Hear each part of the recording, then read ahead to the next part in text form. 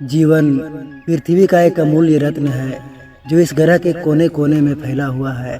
आकाश में, जल में, पृथ्वी पर हर जगह जीवन संचालित हो रहा है।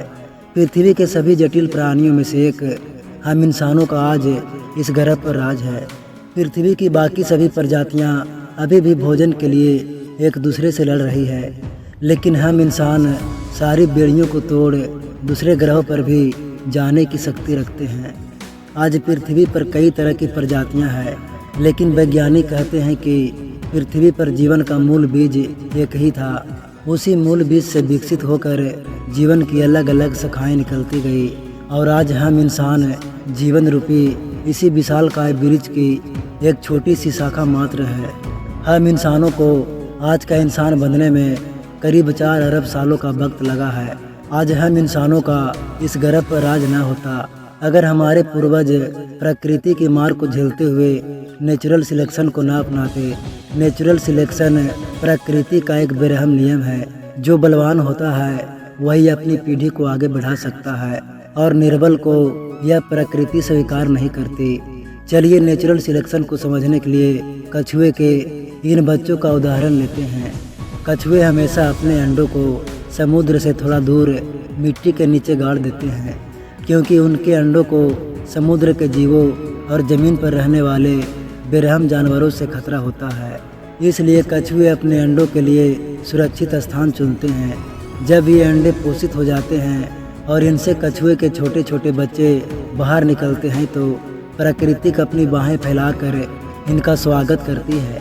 लेकिन अगर इन कछुओं को एक सुनहरा भविष्य बनाना है तो इन्हें एक कड़ी परीक्षा देनी पड़ेगी। जो भी कछुए का बच्चा इस परीक्षा को पास करेगा वही इस प्रकृति का आनंद उठा पाएगा और अपनी पीढ़ी को आगे बढ़ा पाएगा। अंडों से निकलने के बाद अगर इन कछुओं के बच्चों को जीवन में आगे बढ़ना है तो किसी भी तरह उन्हें दूर नजर आ रहे समुद्र तक पहुंचना होगा। प्रकृति की यह मुश्किल परीक्षा शुरू होती है। कछुओं के छोटे छोटे बच्चे समुद्र की ओर दौड़ पड़ते हैं, लेकिन यह सफ़र इतना आसान नहीं होने वाला। आसमान में उड़ते बेरहम पक्षी इन नन्हे बच्चों को अपना शिकार बनाने के लिए तैयार है। पक्षी इन कछुओं के बच्चों पर हमला बोल देते हैं। अब इन नन्हे बच्चों को अपनी मंजिल तक पहुंचने के लिए तेज़ी से भागना होगा। यदि वे आज तेज़ी से नहीं भागेंगे तो वे कभी भी इस प्रकृति का आनंद नहीं ले पाएंगे। जो शक्तिशाली होते हैं वे अपनी मंजिल पर पहुंच जाते हैं और जो कमज़ोर होते हैं उनके लिए प्रकृति में कोई जगह नहीं होती। जब शक्तिशाली कछुओं के बच्चे अपनी मंजिल पर पहुंचते हैं तो समुद्र की लहरें अपने आगोश में उन्हें लपेट लेते हैं।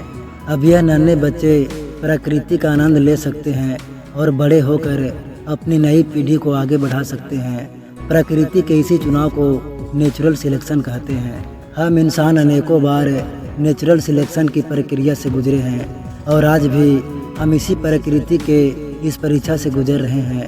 पिछले 4 अरब वर्षों से हम प्रकृति के इस प्रकोप को सहते हुए आगे बढ़े हैं।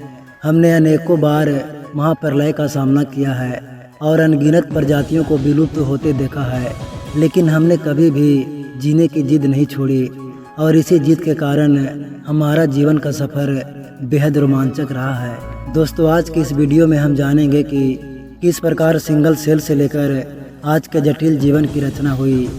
हम यह भी समझेंगे कि कैसे हमने नेचुरल सिलेक्शन को अपनाया और किन महत्वपूर्ण घटनाओं ने हमारे जीवन को यहाँ तक पहुँचाया।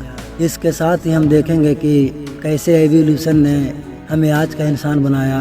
आज से करीब 4 अरब साल पहले हमारी पृथ्वी का माहौल बिल्कुल नर्क की तरह था। चारों ओर उबलता हुआ लावा बह रहा था। गैस और धूल के बादलों ने पूरी पृथ्वी को घेर रखा था। ऐसी स्थिति देखकर यह विश्वास करना कठिन है कि कभी इस ग्रह पर करोड़ों प्रजातियां पनप सकेगी।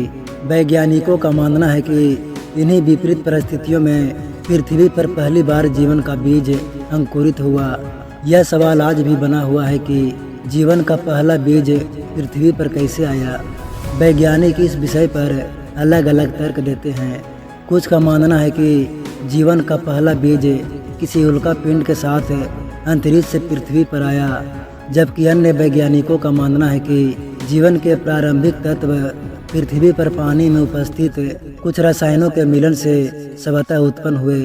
आपका, मेरा और इस पृथ्वी पर मौजूद सभी जीवों का सफ़र 4 अरब साल पहले इसी वातावरण में पानी के भीतर एक कोशिका के रूप में हुआ। यह जो आप सेल देख रहे हैं, यही हमारा पूर्वज है और पृथ्वी पर जीवन का सबसे पहला बीज 4 अरब साल पहले इसी सेल ने जीवन की नींव रखी थी। आज से करीब 35 अरब साल पहले इस सिंगल सेल ने खुद की कॉपी बनाना शुरू कर दिया और अपने जैसे ही एक क्लोन का निर्माण करने लगा। यह एक अद्भुत घटना थी, क्योंकि एक सेल का अपने ही क्लोन का निर्माण करना जीवन के एक नए रूप का जन्म था और इस प्रक्रिया के माध्यम से पुराने सेल एक नई पीढ़ी को जन्म दे सकते थे। यदि यह सेल खुद का क्लोन बनाने में सक्षम नहीं होती तो पृथ्वी पर जीवन उसी समय समाप्त हो गया होता जब जीवन के पहले बीज ने जन्म लिया था। यह प्रक्रिया 2 अरब सालों तक चलती रही। पुराने सेल अपना कॉपी बनाते और अपनी जानकारी एक पीढ़ी से दूसरी पीढ़ी तक पहुंचाते रहे। लेकिन 2 अरब साल बाद एक और महत्वपूर्ण घटना घटी। 2 सेल आपस में मर्ज हो गए और उनके जीन आपस में मिलकर एक हो गए। अब यह मर्ज सेल खुद का क्लोन बनाने लगे, जिसमें एक नहीं बल्कि दोनों सेल के जीन मौजूद थे। इस घटना के बाद जीवन की विभिन्न शाखाएं निकलने लगी। इन सेल्स में म्यूटेशन होने लगा और बहुकोशिकीय जीवों का विकास होने लगा। जीवन धीरे धीरे अधिक जटिल होता गया।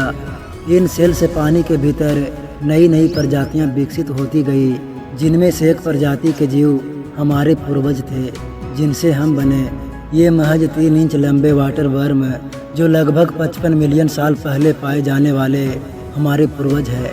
ये वर्म पूरी तरह से अंधे हैं, क्योंकि उन्हें अब तक प्रकाश देखने की आवश्यकता ही महसूस नहीं हुई। इस कारण प्रकृति ने अभी तक उन्हें आंखें नहीं दी है, लेकिन अब वह समय आ चुका है जब उन्हें अपनी पीढ़ी को आगे बढ़ाने और खतरों से बचाने के लिए आँखों की आवश्यकता है। इसके बाद करीब 20 मिलियन साल लगे ऐसे सेल्स विकसित होने में जो प्रकाश का अनुभव कर सके। अब फाइनली इन वाटर वर्म के अंधकार का अंत हो गया। अब वे पहली बार इस रंगीन दुनिया को अपनी आँखों से देख सकने में सक्षम हो गए थे, क्योंकि अब हमारे पूर्वजों की आँखें विकसित हो चुकी थी। अब हमारे पूर्वज इस दुनिया को अपनी आँखों से देखने और खोजने के काबिल हो गए थे। लेकिन अब आँखों से देखी गई जानकारी को प्रोसेस करने के लिए एक और चीज़ की ज़रूरत थी। इस आवश्यकता को पूरा करने के लिए आँखों के पीछे एक छोटा सा मस्तिष्क विकसित होने लगा। हमारे पूर्वज अब इवोल्यूशन के चलते वर्म नहीं रहकर मछली जैसी आकृति के हो गए। हमारा दिमाग अब छोटे मोटे सिंपल डिसीजन ले सकता था और इंफॉर्मेशन को प्रोसेस कर सकता था, जैसे कि मैंने पहले बताया था। सेल्स में म्यूटेशन के कारण कई तरह की प्रजातियां विकसित हो गई, जिनमें से कुछ खतरनाक भी थी। हमें अब खतरनाक प्रजातियों से खतरा था। अगर हमें नेचुरल सिलेक्शन का हिस्सा बनकर जीवित रहना है तो हमें इस खतरनाक जीवों से बचना होगा। समुद्र के पानी में जीवित रहने के लिए अब हमारी स्किन कठोर हो चुकी थी।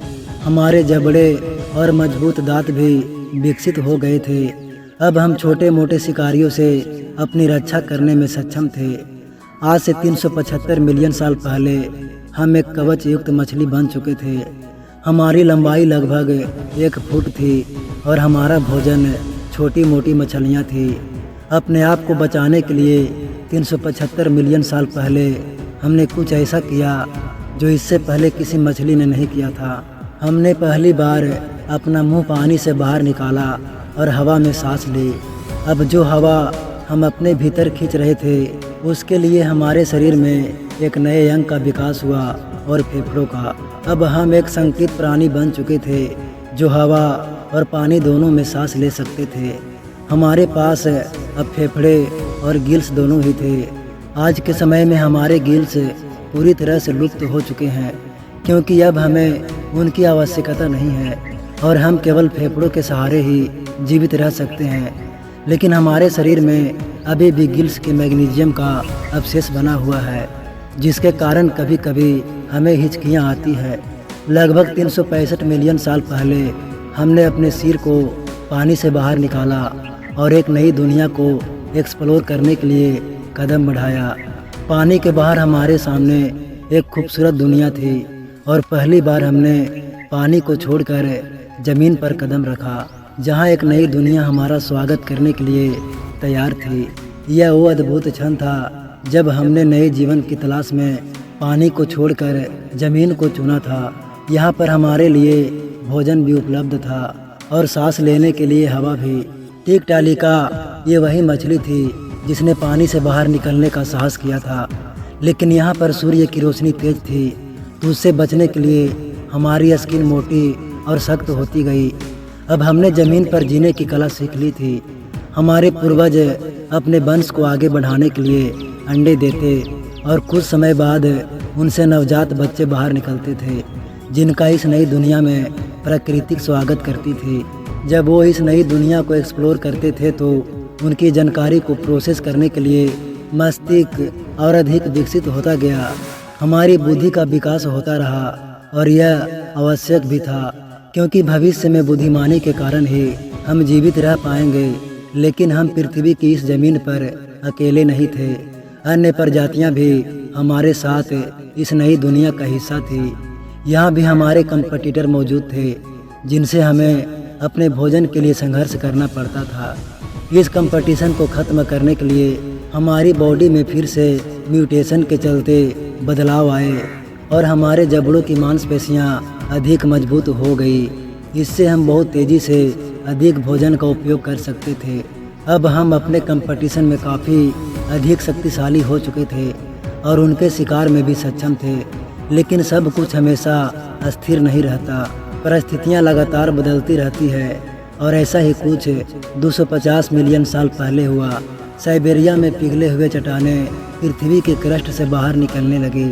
इस मैग्मा के कारण हानिकारक कार्बन डाइऑक्साइड गैस ने सूरज की गर्मी को पृथ्वी के वातावरण में फंसा लिया, जिससे पृथ्वी का तापमान काफ़ी बढ़ गया। सीधे शब्दों में कहूँ तो पृथ्वी पर ग्लोबल वार्मिंग बढ़ने लगी। इस नई स्थिति में वनस्पतियाँ धीरे धीरे समाप्त होने लगी, पौधों को खाने वाली प्रजातियाँ समाप्त होने लगी, जिससे मांसाहारी प्रजातियाँ भी धीरे धीरे खत्म हो गई। और देखते ही देखते पृथ्वी की 95% प्रजातियाँ विलुप्त हो गई। बचे हुए 5% जीवों में हम भी शामिल थे और अन्य प्रजातियां जो भविष्य में डायनासोर बनने वाली थी। धीरे धीरे प्रकृति का प्रकोप कम हुआ और पृथ्वी का वातावरण फिर से सुखद और अनुकूल होता गया।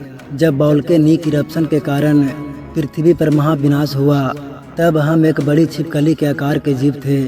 लेकिन उस समय महाविनाश के कुछ समय बाद हम एक बड़ी बिल्ली के आकार के हो गए थे। अब हम अपने शरीर को घसीट कर नहीं चलते, बल्कि अपने पैरों के सहारे आगे बढ़ सकते थे। एक बड़ी छिपकली से इस आकार तक विकसित होने में हमें 30 मिलियन साल लगे। यह प्रजाति भीषण प्राकृतिक आपदा को सहन करके यहाँ तक जीवित रह पाई है। लेकिन हम इस धरती पर अकेले नहीं हैं, कोई और भी है जो इस आपदा से गुजर कर अपनी हुकूमत कायम करने में सक्षम हो गया है। यह है डायनासोर। अब धरती पर इनका ही द्वार है। अगर हमें इस ग्रह पर जीवित रहना है तो हमें उनसे खुद को बचाना होगा। डायनासोर छोटे रेप्टाइल से विकसित हुए और उन्होंने भी महाविनाश को सहन किया। इनका विकास हमारी तुलना में बहुत तेज़ी से हुआ है, जिसके कारण ये आज बहुत ही विशालकाय हो चुके हैं। इन भूखे डायनासोरों से बचने के लिए हमें भी नेचुरल सिलेक्शन को अपनाना होगा। हमें ऐसा बनना होगा कि हम इनकी नज़रों से छुप सके। कई मिलियन सालों तक हम छुपते छुपाते जीवित रहे। आज से लगभग 66 मिलियन साल पहले नेचुरल सिलेक्शन के चलते हमारा आकार छोटा होता गया और हम एक छछूंदर की तरह दिखने लगे। हम ज़मीन के अंदर बिल बनाकर खुद को छुपाने लगे। अब हमें डायनासोरों के लिए देख पाना मुश्किल हो गया था। हमारे शरीर पर घने बाल थे जो सर्दी के समय खड़े हो जाते थे और हवा को कैद कर लेते थे, जिससे हमें गर्मी मिलती थी और ठंड से बचाव होता था। आप देखा होगा कि सर्दियों में आज भी हमारे रोंगटे खड़े हो जाते हैं। हालांकि अब हमें इनकी उतनी ज़रूरत नहीं होती, इसलिए हमारे शरीर पर अब कम बाल है, क्योंकि अब हम अपने अनुकूल वातावरण बना सकते हैं और आर्टिफिशियल चीज़ों की मदद से अपने आप को वातावरण के अनुसार ढाल सकते हैं। हालांकि डायनासोरों का खतरा हमेशा बना रहता था, इसलिए हमें हमेशा सतर्क रहना होता था। जिससे पहले डायनासोर हमें दिखे उससे पहले हमें उनका आभास होना चाहिए था। हमने फिर से नेचुरल सिलेक्शन को अपनाया और हमारी इंद्रियां अधिक तेजी होती गई। हमारी देखने, सुनने और सूंघने की क्षमता बढ़ती गई। जिससे पहले कि डायनासोर हमें देख पाते हम सतर्क हो जाते थे। अब हमारा ब्रेन और भी कॉम्प्लेटेड लेने की आवश्यकता थी। अब मानवता का भविष्य इस छोटी सी प्रजाति पर निर्भर था। अगर हम अपने छोटे से मस्तिष्क और तेज इंद्रियों का सही उपयोग नहीं कर पाए तो हमारा अस्तित्व खत्म हो जाएगा। लेकिन इन प्रॉब्लम्स को पार करना इन्होंने सीख लिया। हम मनुष्यों के लिए यदि कोई अच्छी चीज़ हुई है तो वह डायनासोरों का अस्तित्व था। इन्हीं की वजह से आज हमारे पास एक तेज दिमाग और शक्तिशाली इंद्रियां हैं। हमारे पूर्वज पहले अंडे दिया करते थे, लेकिन उस समय की परिस्थितियां ऐसी थी कि खुद की जान बचाना भी मुश्किल था। ऐसे माहौल में अपने अंडों की देखभाल करना असंभव था। इसलिए उन्होंने एक बार फिर से नेचुरल सिलेक्शन को अपनाया और प्रकृति ने उन्हें एक नई शक्ति प्रदान की। वह शक्ति थी जीवित बच्चों को जन्म देने की क्षमता। अब बच्चों का विकास शरीर के बाहर नहीं बल्कि माँ के गर्भ में होने लगा और उन नन्हे बच्चों को पोषण प्रदान करने के लिए हमारी ग्रंथियाँ विकसित होकर दूध देने वाली ग्रंथियों में बदल गई। इस परिवर्तन के कारण हम इस योग्य हो गए कि अपने नन्हे बच्चों को दूध पिलाकर उनकी भूख मिटा सके। इस नेचुरल सिलेक्शन की वजह से अब हमारी प्रजाति का इस दुनिया में जीवित रहना अधिक आसान हो गया। सिंगल सेल से इंसान बनने की इस यात्रा में यह हमारे लिए एक बहुत बड़ी उपलब्धि थी। इस छोटे से जीव से लगभग 4000 विभिन्न प्रजातियां विकसित हुई। एक छोटे चूहे से लेकर विशाल बेल से और हम इंसानों तक यहीं से स्तनधारियों का द्वार शुरू हुआ। लेकिन इस समय भी पृथ्वी पर डायनासोर का राज कायम था। हालांकि प्रकृति के आगे किसी की नहीं चलती। लगभग 65 मिलियन साल पहले पृथ्वी पर एक और महाविनाशकारी घटना घटी। एक माउंट एवरेस्ट के आकार की चट्टान अंतरिक्ष से तेजी से आई और मेक्सिको की खाड़ी में आकर टकराई। इस एस्टेरॉयड के प्रभाव से पृथ्वी पर एक विनाशकारी महाप्रलय शुरू हो गया। धूल और धुएं के बादलों ने संपूर्ण पृथ्वी को अपनी चपेट में ले लिया। टक्कर की वजह से जगह जगह ज्वालामुखी फटने लगे और भयंकर भूकंप ने पृथ्वी को हिलाकर रख दिया। पृथ्वी का तापमान इतनी तेजी से बढ़ा कि हर तरफ आग ही आग थी। वनस्पतियां जलकर राख हो गई और डायनासोर भी इस जलती हुई धरती पर राख में बदल गए। केवल डायनासोर ही नहीं बल्कि अन्य बड़ी बड़ी प्रजातियों के जीव भी इस प्रलय में दम तोड़ने लगे। यह आपदा इतनी भयंकर थी कि अब हमारे पास जीवित रहने का एकमात्र उपाय था कि हम पृथ्वी में बिल बनाए और उनमें छुपकर अपने आप को सुरक्षित रखें। सौभाग्य से हम इस काम में कुशल हो चुके थे और हमने ऐसा ही किया। पृथ्वी पर जितने भी विशालकाय जानवर थे वे अब विलुप्त हो चुके थे। केवल छोटे छोटे जीव ही इस विनाशकारी आपदा में जीवित रह सके और सौभाग्य से हम उनमें से एक थे। इस प्रलय ने पृथ्वी की 95% से अधिक प्रजातियों को समाप्त कर दिया। धूल, राख और धुएं के बादलों ने सूर्य की रोशनी को ब्लॉक कर दिया था। पेड़ पौधे नष्ट हो गए। मैक्सिको की खाड़ी में शुरू हुई एक सामान्य आपदा कुछ ही क्षणों में एक महाप्रलय का रूप ले चुकी थी। लेकिन प्रकृति का एक नियम है, नवनिर्माण। किसी भी नए निर्माण से पहले पुराने निर्माण को समाप्त होना होता है। इस प्रलय ने विशालकाय जीवों को समाप्त कर एक नई प्रजाति को विकास का अवसर दिया और वह नई प्रजाति थी हम मैमल्स। इस प्रलय में छोटे छोटे बग्स जैसे कि कॉकरोच आदि भी बच गए। अब हमारा भोजन केवल यही थे। इन्हें खाकर हमारे पूर्वजों ने अपनी भूख मिटाई और अपनी जान बचाई। आज हम इस धरती पर है तो इसमें बहुत बड़ा योगदान उन कॉकरोचों का भी है जिन्हें खाकर हमारे पूर्वज जीवित रह सके। अब पृथ्वी पर मैमल्स का दबदबा था। उस समय हमारा आकार मात्र 6 इंच का था। धीरे धीरे पृथ्वी की परिस्थितियों में फिर से बदलाव आया। महाप्रलय को अब 5 मिलियन वर्ष बीत चुके थे। वनस्पति जीवन ने फिर से पृथ्वी को हरा भरा कर दिया। पेड़ों पर फल लगने लगे और पकने लगे, जिनमें वे सारे पोषक तत्व थे जो हमें चाहिए थे। सरल सी बात है, जितना ज़्यादा हम खाएंगे उतना ही लंबा जीवन जिएंगे। लेकिन समस्या यह थी कि फल पेड़ों पर होते थे और हम ज़मीन पर रहते थे। तो प्रकृति ने हमें फिर से चुना और नेचुरल सिलेक्शन की वजह से हमारा विकास इस तरह हुआ कि अब हम बंदरों की तरह पेड़ों पर चढ़कर फल खा सकते थे। आज से 56 मिलियन साल पहले हम पेड़ों की नई दुनिया में पूरी तरह बस चुके थे। अब हमारा ज़मीन से कोई खास संबंध नहीं रहा, क्योंकि एक पेड़ से दूसरे पेड़ पर कूदकर हम अपना भोजन जुटा सकते थे। लेकिन हमारी दुनिया हमेशा ऐसी नहीं रहने वाली थी। आने वाले 10 मिलियन वर्षों के दौरान पृथ्वी का तापमान बदलता रहा, जंगल सूखने लगे और आकार में छोटे होते गए, जिससे भोजन की कमी बढ़ने लगी। इस स्थिति में नेचुरल सिलेक्शन ने फिर से भूमिका निभाई। हमारी पूंछ धीरे धीरे गायब हो गई, हमारे हाथ लंबे हो गए, जिससे हम अपने हाथों को फैलाकर फलों को आसानी से तोड़ सकते थे। हम हमेशा पेड़ों की शाखाओं से चिपके रहते थे।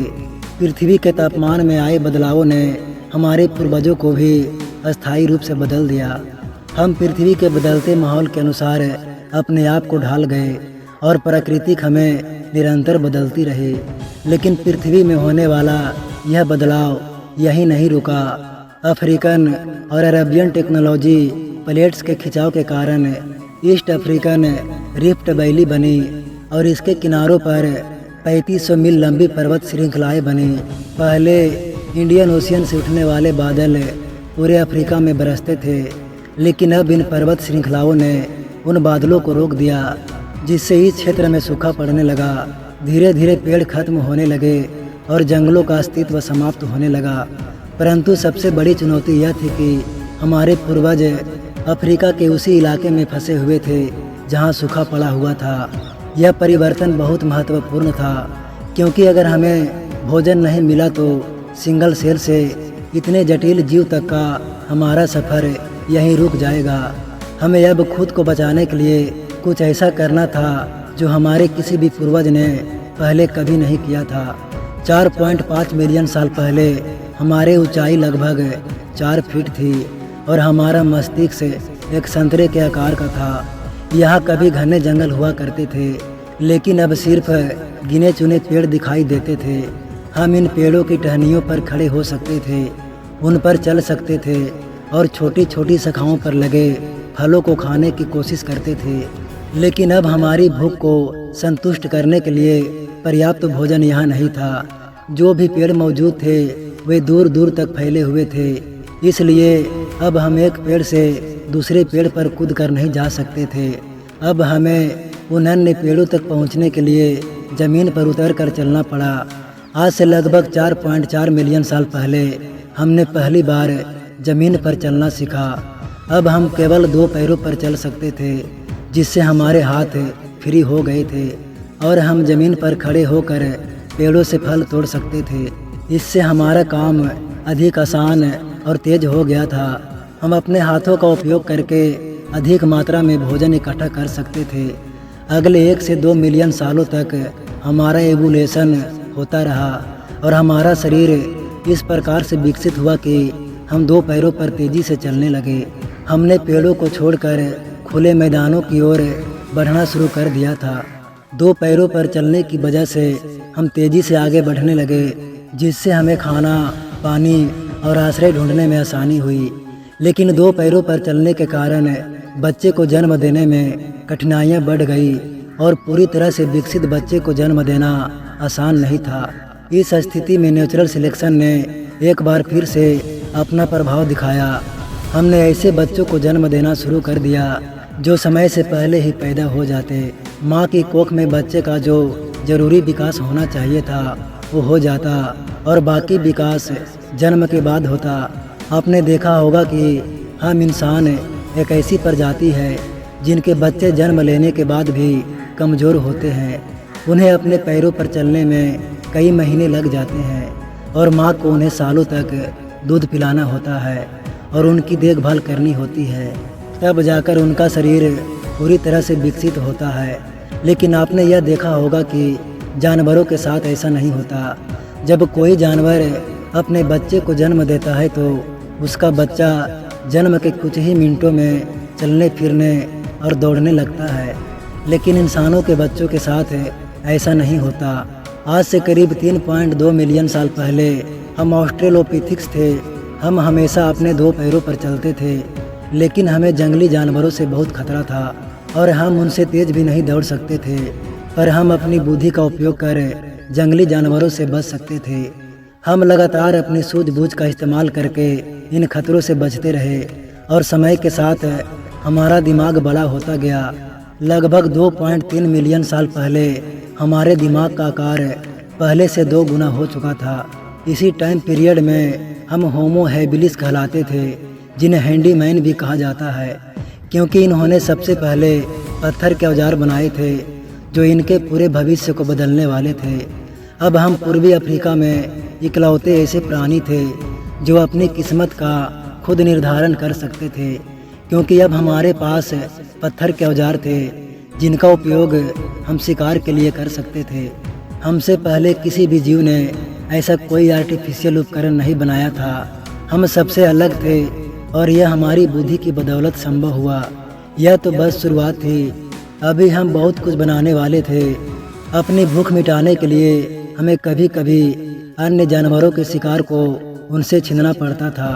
कभी कभी हमें अपने साथी मानवों से लड़ाई करके खाना छीनना पड़ता और ऐसा करने में हम सफल भी हो जाते, क्योंकि अब हमारे पास पत्थर का हथियार था जो हमारी बड़ी ताकत बन चुका था। कई बार ऐसा होता कि जिस भोजन को लेकर हम संघर्ष करते उसमें से मांस खत्म हो जाता और केवल हड्डियां बचती थी।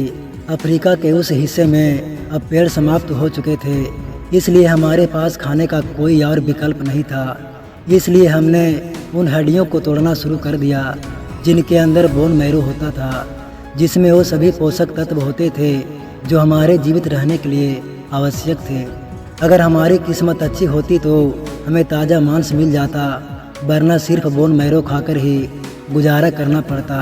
कठोर हड्डियों के भीतर से बोन मैरो निकालने के लिए अब हमारे पास एक शानदार औजार था। समय के साथ जैसे जैसे हमने पत्थर के औजारों का उपयोग बढ़ाया, हम इन्हें बेहतर ढंग से पकड़ने में सक्षम होते गए। हमारे हाथों के अंगूठे धीरे धीरे बड़े होते गए, जिससे औजारों को पकड़ना और अधिक सुविधाजनक हो गया।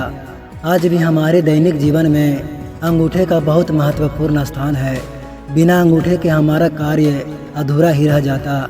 जिस पेन को आप पकड़ कर लिख सकते हैं, यह सब अंगूठे की वजह से ही संभव है। इसके अतिरिक्त हम अन्य चीज़ों को भी अपने हाथों में आसानी से पकड़ सकते हैं। यह सब केवल इसलिए हो सका क्योंकि लगभग 2 मिलियन साल पहले हमारे पूर्वजों ने पत्थर के औजारों का उपयोग किया था, जिसने हमारे शरीर की संरचना को बदल दिया।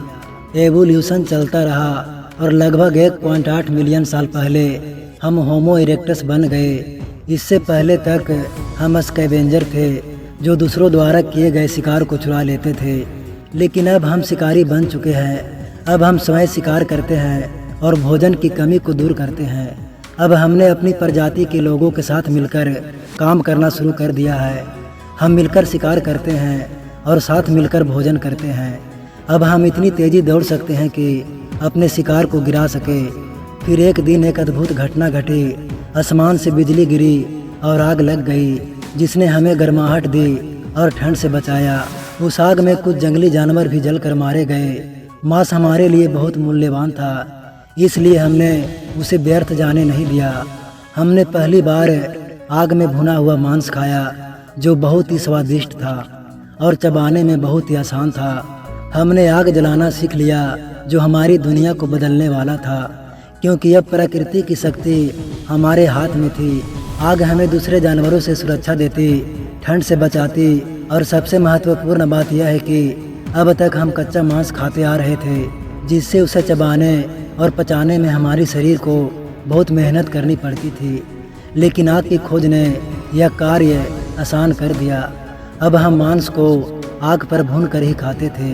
भुने हुए मांस को चबाने में हमारे जबड़ों की मांसपेशियों को कम मेहनत करनी पड़ती और उसे पचाने में भी हमारे शरीर को कम ऊर्जा खर्च करनी पड़ती। अब यह बची हुई ऊर्जा हमारे दिमाग में खर्च होने लगी, जिससे हमारा दिमाग बड़ा होने लगा और हम अधिक बुद्धिमान होते गए। लेकिन अभी भी हम एक दूसरे से सही ढंग से बातचीत नहीं कर पा रहे थे, जिससे आपसी समझ बनाना हमारे लिए कठिन था। लेकिन नेचुरल सिलेक्शन ने यहाँ भी अपना काम किया। हमारे गले की मांसपेशियों में बदलाव आया, जिससे अब हम विभिन्न प्रकार की आवाज़ें निकाल सकते थे। अब हम बोलकर एक दूसरे से बात करने लगे। भाषा हमारे लिए बहुत बड़ा साधन साबित हुई। हमारे शरीर में यही एक पहेली बची थी, जिसे प्रकृति ने सुलझा दिया। आज से लगभग 2 लाख साल पहले सिंगल सेल से शुरू होकर जटिल जीवन के रूप में अरबों सालों की सर्वाइवल की जंग लड़ते हुए हम यहाँ पहुँचे। हम होमो सेपियंस, इस धरती के सबसे बुद्धिमान प्राणी, जिनका दिमाग बहुत बड़ा और शक्तिशाली हो चुका है। हमने औजारों का उपयोग करना सीखा, भाषा का इस्तेमाल करना सीखा, हमने खेती और पशुपालन सीखा, हमने कम्युनिटी में रहकर गांवों और शहरों का निर्माण किया, हमने पहिए की खोज की, रेल बनाई, हवाई जहाज और रॉकेट विकसित किए। हमने अपना पहला कदम भोजन की तलाश में पेड़ों को छोड़कर ज़मीन पर रखा। लेकिन आज हम चंद्रमा पर भी अपना पहला कदम रख चुके हैं। हमने संस्कृतियों को बनाया और पृथ्वी के हर कोने में फैले हमने ज्ञान और विज्ञान को समझा। भोजन की भूख से अब हम ज्ञान और नवीनता की भूख महसूस करने लगे हैं। हमारा सफ़र एक सिंगल सेल से शुरू हुआ, लेकिन आज हम बुद्धिमान और जटिल मनुष्य बन गए हैं। इस सफ़र में हमने बहुत सारी आपदाओं का सामना किया, लेकिन हमने हार नहीं मानी और जीने के लिए हम लड़ते रहे, हम सीखते रहे और प्रकृति के संगत माहौल में अपने आप को डालते रहे। आज जीवन के इस सफ़र में हम बहुत आगे निकल आए हैं, लेकिन आज भी हम सीखते ही जा रहे हैं और अपनी आने वाली पीढ़ियों के साथ अपना अनुभव और ज्ञान शेयर कर रहे हैं। तो दोस्तों, यह था सिंगल सेल से इंसान बनने तक का सफ़र।